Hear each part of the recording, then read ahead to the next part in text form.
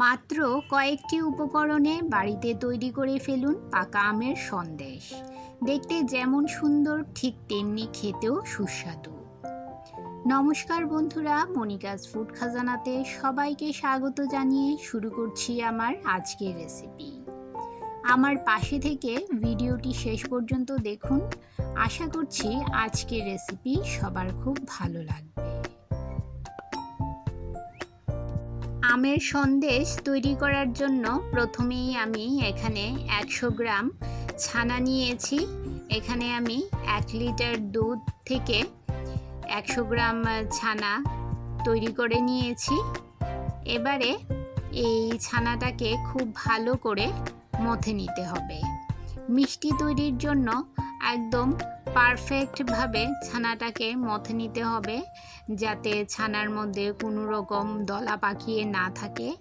এই যে দেখুন, আমি যে এরকম ডলে ডলে মথে নিচ্ছি, ঠিক এই রকমভাবে ডলে ডলে ছানাটাকে ভালো করে মথে নিতে হবে।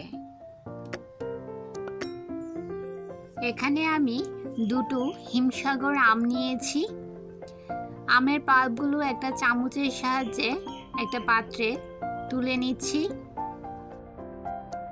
বন্ধুরা, আমার চ্যানেলে আজকে যারা নতুন, যারা এখনও আমার চ্যানেলটি সাবস্ক্রাইব করেননি, তাদের কাছে অনুরোধ, আমার চ্যানেলটি সাবস্ক্রাইব করে পাশে থাকা বেল আইকনটি প্রেস করে রাখুন আর নোটিফিকেশন অন করে রাখুন, যাতে যখনই আমি কোনো নতুন ভিডিও আপলোড করি তা যেন সবার প্রথম পৌঁছে যায় আপনাদের কাছে। আমার সমস্ত আমের পাল্প ছাড়িয়ে নেওয়া হয়ে গেছে। এবারে একটা মিক্সি জার নিয়েছি। আমের পাল্পগুলো এতে পেস্ট করে নেব।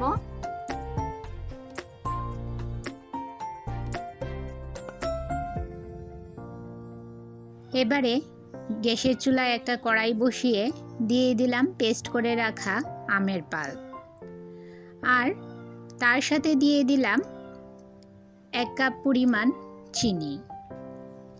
আপনারা আপনাদের পছন্দ মতো চিনির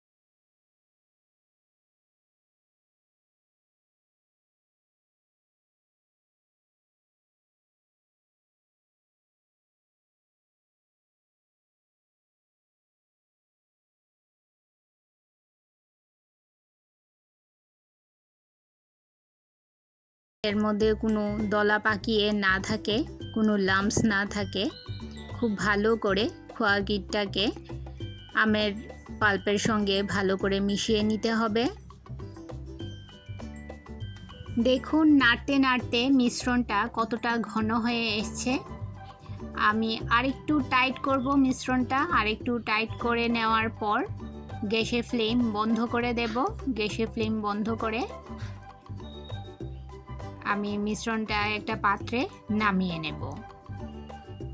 এখানে একটা স্টিলের থালা নিয়েছি। এতে দিয়ে দিলাম সামান্য ঘি। ঘিটা আমি পুরো থালায় ছড়িয়ে দেব। হাতের সাহায্যে পুরো থালায় ঘি লাগিয়ে নিলাম। এবারে এর উপর দিয়ে দেব একটা বাটার পেপার। বাটার পেপার দেওয়ার পর বাটার পেপারের উপরেও কিছুটা ঘি লাগিয়ে নেব। এভাবে আমি থালাটা রেডি করে নিয়েছি। এখন যে মিশ্রণটা তৈরি করেছি সেই মিশ্রণটা এই থালায় নিয়ে নেব।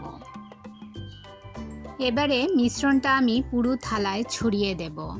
এর জন্য হাতটা একটু জলে ভিজিয়ে নিয়েছি, এতে করে হাতের মধ্যে মিশ্রণটা আর লেগে যাবে না। দেখুন এইভাবে পুরো থালায় মিশ্রণটা আমি হাতের সাহায্যে ছড়িয়ে দিলাম। আমার চ্যানেলের রেসিপিগুলো যদি আপনাদের ভালো লেগে থাকে তাহলে লাইক, কমেন্ট ও সাবস্ক্রাইব করে আমার পাশে থাকবেন। কমেন্ট বক্সের পাশেই দেখবেন একটা হাইপ বাটন আছে, সেটাও প্রেস করে দেবেন, এতে করে আমার এই ভিডিও আরও বহু লোক দেখার সুযোগ পাবে।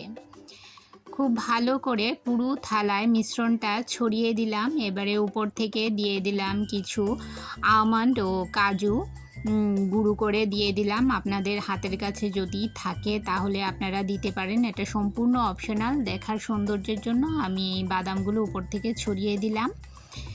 এবারে 1 ঘন্টার জন্য নর্মাল টেম্পারেচারে এই মিশ্রণটাকে রাখার পর আমি কিছুক্ষণের জন্য ফ্রিজে রেখে দিয়েছিলাম। এবার ফ্রিজ থেকে বের করে আপনাদের কেটে দেখাচ্ছি। দেখুন কতটা সুন্দর আর লোভনীয় তৈরি হয়েছে এই আমের সন্দেশ। আপনারা বাড়িতে অবশ্যই একবার এইভাবে আমের সন্দেশ তৈরি করে দেখবেন বন্ধুরা। এভাবে যদি বাড়িতেই আমের সন্দেশ তৈরি করে নেওয়া যায় তাহলে দোকান থেকে আর কিনে খাওয়ার প্রয়োজন পড়বে না। ভীষণই সুস্বাদু হয় খেতে বন্ধুরা এই আমের সন্দেশ। আপনারা অবশ্যই বাড়িতে একবার তৈরি করে দেখবেন। বন্ধুরা, আমার আজকের আমের সন্দেশের এই রেসিপি আপনাদের কেমন লাগলো অবশ্যই কমেন্ট করে জানাবেন, আর ভালো লাগলে শেয়ার করবেন আপনাদের আত্মীয় ও বন্ধুদের কাছে।